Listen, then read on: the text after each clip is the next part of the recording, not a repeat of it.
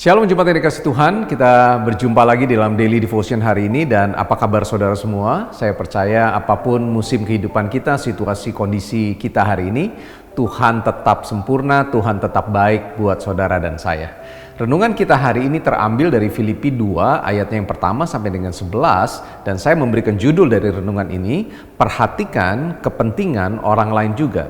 Saudara, di dalam hidup berkomunitas, kita tidak hidup tentunya di dunia ini sendirian saja dan ada orang lain. Tentunya perbedaan adalah sesuatu yang tidak bisa dihindari. Dan saya mau bilang sama saudara, perbedaan adalah hal yang biasa. Jadi kalau saudara, bahkan suami dan istri sekalipun saudara telah menikah sekian belas tahun, sekian puluh tahun, tidak mungkin tidak ada yang namanya perbedaan. So, perbedaan adalah hal yang biasa. Yang membuat menjadi penting adalah bagaimana cara kita menghandle perbedaan tersebut. Dan Paulus hari ini saudara memberikan contoh yang bagus sekali ketika dia menulis kepada jemaat yang ada di Filipi pada saat itu.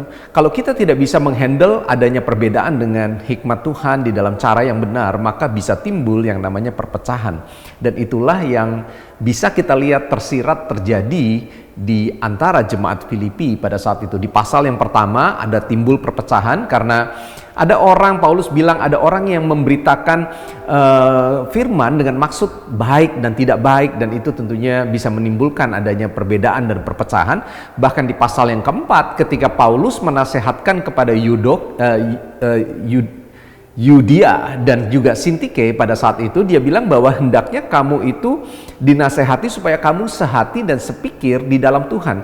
Jadi kita bisa melihat bahwa adanya perbedaan itu adalah hal yang biasa. Nah, saudara, kalau kita mau menghandle yang namanya conflict resolution atau bagaimana caranya kita bisa menghandle perbedaan itu, maka yang penting adalah kita tidak bisa fokus kepada diri kita sendiri, tetapi kita juga harus memperhatikan kepentingan orang lain. So, ayat yang pertama, perhatikan, ini adalah nasihat Paulus di dalam konflik resolusi, bagaimana cara menghandle perbedaan yang ada. Yang pertama adalah di dalam Kristus itu ada nasihat. So, ini nasihat buat kita semua, ada penghiburan kasih, ada persekutuan roh, dan kasih mesra dan belas kasihan. Saudara, kata kunci yang pertama adalah nasihat itu datangnya dari katanya penghiburan kasih di dalam persekutuan roh. Ketika ada roh Tuhan di dalam hidup kita, kita bersekutu di dalamnya, itu menjadi dasar untuk kita melakukan segala sesuatu, termasuk di dalam kita menghandle yang namanya perbedaan. Yang kedua, karena itu sempurnakanlah sukacitaku dengan ini, kata Paulus. Hendaklah kamu sehati sepikir, dalam satu kasih, satu jiwa, satu tujuan. Saudara, ketika roh itu kita bersekutu di dalam satu roh, maka roh yang sama bersekutu di dalam orang lain juga. Maka saya percaya kita bisa sehati sepikir, satu kasih, satu jiwa, satu tujuan. Kenapa? Karena sumbernya sama. So, di dalam menghandle perbedaan ini, saudara, kita harus bagaimana caranya supaya kita bisa belajar memperhatikan orang lain juga. Ingat tadi kata kuncinya, persekutuan di dalam roh, dan lalu membuat kita memampukan kita satu pikiran, satu tujuan, dan juga sehati sepikir. Yang ketiga, saudara perhatikan baik-baik, kita tidak bisa mencari kepentingan kita sendiri, tetapi memperhatikan juga kepentingan daripada orang lain. Ini dibutuhkan kerendahan hatinya, menganggap orang lain lebih utama daripada dirinya sendiri.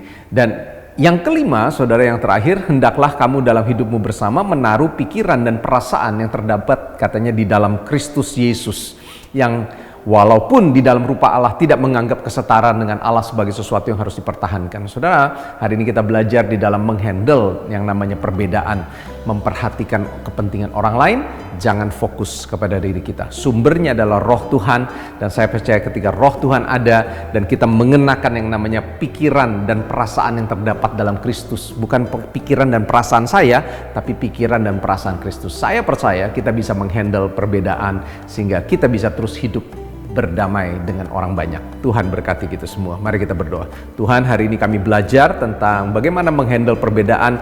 Ada mungkin konflik resolusi yang kami bisa belajar daripada firman Tuhan hari ini. Dan kami belajar sumbernya adalah persekutuan dengan Roh, karena dari situlah datang yang namanya nasihat, datang namanya belas kasihan dan kasih mesra. Dan yang berikutnya, kami juga nggak boleh fokus kepada diri kami mulai belajar fokus kepada memperhatikan orang lain.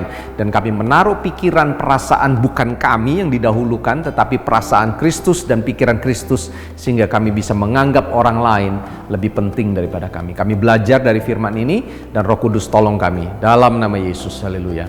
Amin. Tuhan berkati kita semua. God bless.